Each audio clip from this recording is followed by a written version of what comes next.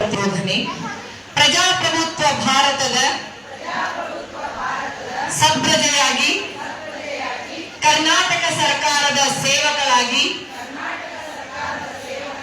ಮುಂದಿನ ಪ್ರಜೆಗಳಾದ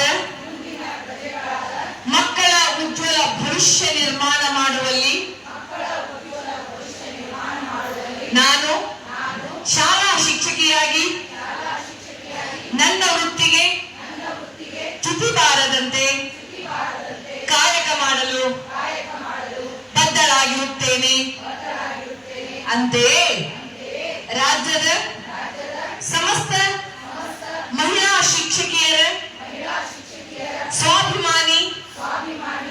ಸ್ವಾಭಿಮಾನದ ಸಂಘಟನೆಯಾದ ಕರ್ನಾಟಕ ಸಾವಿತ್ರಿಬಾಯಿ ಫುಲೆ ಶಿಕ್ಷಕಿಯರ ಸಂಘದ ಹೆಮ್ಮೆ. ಉತ್ತರ ಕರ್ನಾಟಕ ನ್ಯೂಸ್, ಇದು ಕನ್ನಡದ ಉಸಿರು.